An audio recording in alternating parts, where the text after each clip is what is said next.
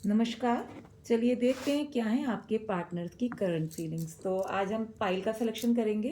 Pile number 1 ये है। देखिए आप, पाइल नंबर 1 ये है, ठीक है? और पाइल नंबर 2 ये है। इन दोनों में से आपको एक का सिलेक्शन करना है, या तो पाइल नंबर 1 या पाइल नंबर 2। अब मैं ये पाइल्स को यहाँ रख देती हूँ, ठीक है? पाइल नंबर 1 एक बार और देख लीजिए, ये है पाइल नंबर 1 और ये है pile number 2। Okay, pile number 2। अगर हम पाइल नंबर 1 की इस टाइम की स्थिति देखें, तो पाइल नंबर 1 काफ़ी उदास नज़र आ रही है, ठीक है? और ऐसा लग रहा है कि वो ना ग्राउंडेड है, मतलब बहुत ज़मीनी सतह से जुड़ी हुई है खुद को। सोफिस्टिकेटेड है, मनी सेवर है, मतलब जो आपकी स्थिति है पाइल नंबर 1 वालों, तो आप लोग काफ़ी अच्छे से इंसान हो, लेकिन आप कोई एक्शन नहीं ले रहे हैं। आपकी तरफ से आपके पार्टनर के लिए कोई एक्शन नहीं है, जो आपकी स्थिति मुझे नज़र आ रही है कि आप किसी को एक्शन नहीं दे रहे हैं। मतलब जो भी वो आपसे चाह रहा होगा कि आप आगे बढ़ के उससे बात करें, या जो भी और स्थिति एक्स वाई जेड कुछ हो सकती है, तो आप एक्शन नहीं ले रहे हो। आप अपने कंफर्ट जोन में बैठे हो, आप अपने कंफर्ट जोन को नहीं छोड़ रहे हो, काफ़ी इमोशनल आप हैं, ठीक है? तो आपके इमोशनल होने के कारण, या आप एकदम अपनी कंफर्ट जोन में रहने के कारण आप उन्हें एक्शन नहीं ले रहे हैं। आप सोच रहे हैं वो एक्शन लें, मैं तो नहीं ले रही, मैं तो बैठी हूँ, उन्हें करना है जो करना है, या ईश्वर जो जाने वो करे। उसके बाद में सेकंड कार्ड जो निकल के आता है, द स्टार्स का कार्ड है, जो कि आपको बैलेंस में तो कहीं ना कहीं करके रख रहा है। बैलेंस में तो आप रह रहे हैं। ओवर थिंकिंग जो आपके जीवन में चल रही थी, वहाँ से आपने थोड़ा सा खुद को कंट्रोल करना शुरू कर दिया। स्ट्रेस से खुद को थोड़ा थोड़ा दूर रखने की कोशिश आप कर रहे हो। अब मैं अगर आपके पार्टनर की फीलिंग्स जानूँ, फाइल नंबर 1, तो आपका फाइल नंबर 1 जो भी आपके जो भी हैं रिश्ते जिसके साथ आप प्यार करते हो, या आपके कोई भी लव्स वन हो सकते हैं, आपके परिवार का कोई बंदा हो सकता है जिसको सोच के आपने रीडिंग को देखना शुरू किया है, वही बंदा आपसे बात तो करना चाहते हैं, ठीक है? आपकी तरफ वो सीरियस फ़ील करते हैं, आपको चाहते हैं, आपके साथ लंबा रिश्ता बनाना चाहते हैं, स्टेबल रिलेशन वो चाहते हैं कि आपके साथ बने। लेकिन बस है क्या कि आपके पार्टनर आपको कमिटमेंट तो देने के लिए रेडी हैं, लेकिन वो ये चाह रहे हैं कि इस रिश्ते की सच्चाई समाज को पता न चले। आपके पार्टनर अपने रिश्ते की सच्चाई समाज को बताना नहीं चाह रहे हैं। प्यार तो आपसे करते हैं, लॉयल हैं आपके लिए, आपके आपसे आपको ट्रस्ट करते हैं, और आप भी शायद उन पे ट्रस्ट करते हो। लेकिन वो बस समाज से चीज़ों को छुपाना चाह रहे हैं, और वो समाज किससे चीज़ों को छुपाना चाह रहे हैं, और आप उनकी बात को नहीं समझ रहे हैं। आप कह रहे हैं कि मुझे तो इस रिश्ते में अगर आगे बढ़ना है, तो मैं तब बढ़ूँगी जब आप सबको ये चीज़ क्लियर करोगे, आप मुझे कमिटमेंट दोगे, आप मुझसे शादी करोगे। आपकी थिंकिंग ये है, और जब आप उनसे ये चीज़ें कह रहे हैं, तो उनका दिल टूट रहा है। वो परेशान हो रहे हैं, क्योंकि वो प्यार तो आपसे करते हैं, पर आपको बस लोगों से छुपाना चाह रहे हैं। लोगों के सामने आपकी सच्चाई वो लेके आना नहीं चाह रहे। लोगों के सामने वो आपको एज़ अ फ्रेंड दिखा के खुश हो रहे हैं, लेकिन वो अपनी एक पार्टनर, जो आप लाइफ़ पार्टनर हो या लव पार्टनर हो, वो जताना नहीं चाह रहे। इसकी वजह से उनका दिल टूट गया है, और वो अब उनका उन्होंने अपने आप को थोड़ा-सा आपसे दूर करना शुरू कर दिया है। तो ये आपकी पार्टनर की फ़िलहाल की करंट फीलिंग्स मुझे नज़र आ रही हैं। आप कमिटमेंट माँग रहे हैं, और वो आपको कमिटमेंट नहीं दे पा रहे हैं, क्योंकि वो चाह रहे हैं कि समाज से ही सच्चाई को छुपा के रखना है। तो इसलिए अब उनका मन परेशान है, क्योंकि आप दोनों में कुछ ना कुछ ज़िद-ओ-ज़हद चल रही है। पर अभी भी उनके मन से प्यार ख़त्म नहीं हुआ है। भले आप लोगों के बीच में कोई दूरी आ गई हो, लेकिन वो प्यार तो आपको करते हैं, और एक्सट्रीमली डिवोटेड हैं आपके लिए वो। आपकी सारी गलतियों को, आपकी सारी गुस्सा को, आपकी सारी कमियों को वो एक्सेप्ट कर रहे हैं। उन्हें कह रहे हैं कोई फ़र्क नहीं पड़ता तुम गुस्सा कर रही हो, मुझे तुम्हारा गुस्सा मंज़ूर है। मुझे तुम्हारी सारी जो तुम मेरे से उल्टी-सुलटी बातें गुस्से में कह रही हो, मैं मंज़ूर करता हूँ। लेकिन प्लीज़ आप मेरे जीवन में रहो, मेरे साथ ही बनो। मैं अगर चाह रहा हूँ कि आप किसी को ना बताएँ तो प्लीज़ मत बताओ, क्योंकि ये एक्स्ट्रा मैरिटल अफ़ेयर भी हो सकता है। चांसेस हैं इसमें कि या तो थर्ड पार्टी सिचुएशन है या एक्स्ट्रा मैरिटल अफेयर हो सकता है। तो वो आपसे प्यार तो करते हैं, बस आपको कमिटमेंट नहीं दे रहे हैं। तो यही आपकी रीडिंग थी। अगर मैं आपको गाइडेंस दूँ तो आपके लिए जो गाइडेंस निकल रही है टैरो के द्वारा वो ये है कि आप अपने दिल को बड़ा करो, ठीक है? और प्यार में खुद लीड करो आगे, ठीक है? केयर करो अपने पार्टनर की। आपके लिए जो गाइडेंस है वो ये भी है कि आप जो अभी उनसे शायद रूठ रहे हो, दूर जा रहे हो, तो ये आपके लिए सही टाइम नहीं है। आपको उनके साथ आगे बढ़ने के लिए रेडी रहना चाहिए।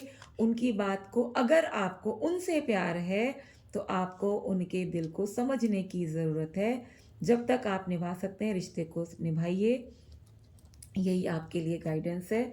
और अगर वीडियो अच्छी लगी हो तो please like, share, comment, subscribe ज़रूर कीजिएगा।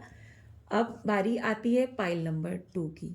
अगर मैं पाइल नंबर 2 के विषय में बात करूं, तो पाइल नंबर 2 की जो एनर्जी है वो इस टाइम पे, अगर मैं पाइल नंबर 2 की एनर्जी निकालूं तो ईश्वर प्लीज़ गाइड कीजिए पाइल नंबर 2 की इस टाइम पे क्या एनर्जी है। तो पाइल नंबर 2 जिसने भी चुनी है वो काफ़ी उदास नज़र आ रहा है। वो फेड अप हो गया है, वो गिव अप करने के लिए कहीं न कहीं रेडी महसूस कर रहा है खुद को। ऐसी उसकी स्थिति है, वो खुद को अकेला महसूस कर रहा है। ये उसकी एनर्जी इस टाइम पे नज़र आ रही है कि जैसे कि वो गिव अप करने के लिए रेडी हो गया हो। वो परेशान हो गया है, वो फ्रस्ट्रेट हो गया है, उसे लग रहा है मैंने इतने एफ़र्ट्स लगाए लेकिन शायद मेरे वो एफ़र्ट्स काम नहीं आए। लेकिन उन्हें ये नहीं पता कि जैसे ही आप ये इतने परेशानी वाली स्थिति में हैं, तो आपको जीत जल्दी ही मिलने वाली है। आपका जो गोल है वो आपके एकदम नज़दीक है। बस आपको यहाँ परेशान होने की ज़रूरत नहीं है। खुद को इस स्थिति से निकालने की ज़रूरत है। इस स्थिति से निकालते ही, थोड़े से एफ़र्ट्स और लगाते ही आप इस वाली एनर्जी में आ जाएँगी और आपको सब कुछ प्राप्त हो जाएगा।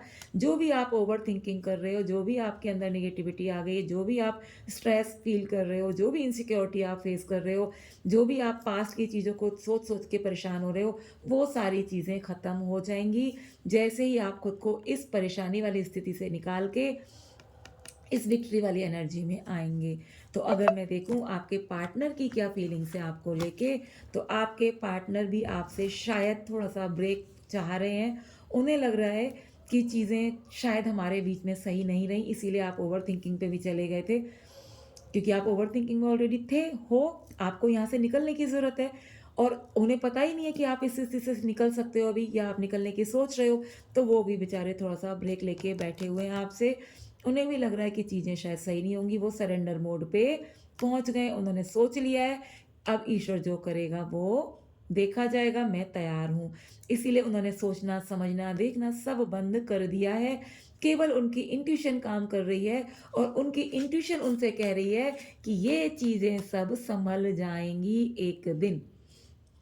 अभी वो बहुत ख़राब सिचुएशन में हैं, लेकिन उनकी इंट्यूशन ने उन्हें उसे बताना शुरू कर दिया है कि अब सब कुछ अच्छा होगा, आप लोगों का रिश्ता सँवर जाएगा।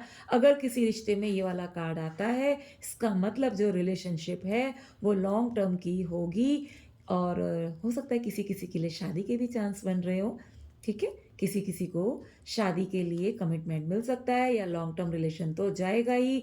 जो परेशानी आपके रिश्ते में चल रही थी, वो चीज़ें अब आपके जीवन में सँवर जाएँगी, आपका रिश्ता स्टेबिलिटी की तरफ बढ़ेगा। और जब स्टेबिलिटी की तरफ बढ़ेगा, तो आप भी धीरे-धीरे खुद को बैलेंस में लेके आ जाएँगे, जो कि आप ओवरथिंकिंग में जा रहे थे। विक्ट्री की ज़रूरत आपको थी, लेकिन आप काफ़ी ओवरथिंकिंग कर रहे थे। अब आप धीरे-धीरे यहाँ जैसे आपने देखा कि आपके लिए 6 ऑफ बैंड्स का कार्ड आया, जो बता रहा था कि आप विक्ट्री को हासिल करेंगे। अगर आप ओवरथिंकिंग से दूर जाएँगे, तो यह विक्ट्री के साथ-साथ आप अपने अंदर बैलेंस भी लेके आ जाएँगे और आप जब बैलेंस लेके आएँगे, तो आपके साथ जस्टिस होगा। यानी कि जो भी आपने एफर्ट्स लगाए थे, जो भी चीज़ें आपने की थी, अब आपके साथ जस्टिस होगा। टिट फॉर टैट वाली एनर्जी आई है। आप अब एक दूसरे के लिए ऑनेस्ट रहेंगे, एक दूसरे के लिए फेयर रहेंगे, प्यार में आपकी ज़िंदगी आगे संभलती चली जाएगी। जो मेहनत, जो एफ़र्ट्स आपने लगाए थे, उस एफ़र्ट्स के साथ लगाने के कारण आपको अब जस्टिस मिलनी शुरू हो जाएगी। आपके पार्टनर आपको खोने से डर रहे हैं, वो चाह रहे हैं कि चीज़ें सँभल जाएँ और डर रहे हैं, इसलिए वो काफ़ी इमोशनल भी हो रखे हैं। उन्हें भी पास्ट की कुछ चीज़ें याद आ रही हैं। उन्हें लग रहा है कि शायद चीज़ें नहीं सँभलेंगी, वो बीच-बीच में डर जाते हैं क्योंकि शायद आप उनकी बात को नहीं समझ पा रहे हैं। लेकिन माय डियर, आप लोगों के रिश्ते में फिर से न्यू बिगनिंग तो 100% होगी, चीज़ें संभरेंगी और आपको कोई ना कोई नया रास्ता दोबारा से मिलेगा अपने न्यू बॉन्ड को बनाने के लिए। न्यू फाउंडेशन आप दोबारा से क्रिएट करेंगे, फ्रेश स्टार्ट आप करेंगे, काफ़ी एक्साइटमेंट के साथ अपने फ्रेश स्टार्ट करेंगे।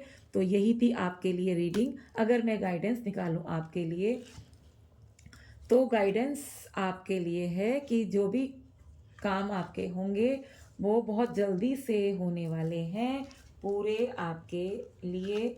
गाइडेंस आपकी ये है कि लिसन योर इंट्यूशन, आप अपनी इंट्यूशन को सुनिए और जो भी चीज़ें आप गलतफहमी के शिकार अगर बन गए हैं या कहीं भी आप बहुत जल्दी से एफर्ट्स लगाने के विषय में सोच रहे हैं, तो आपको थोड़ी सी और भी इंफॉर्मेशन इकट्ठी करने की आवश्यकता है। आप अपनी इंट्यूशन को सुने, इंट्यूशन को समझें। आपको आपका अंतर्मन बताएगा कि क्या आपके लिए सही है, क्या आपके लिए गलत है, किस पे आपको विश्वास करने की ज़रूरत है, किस पे आपको विश्वास करने की ज़रूरत नहीं है।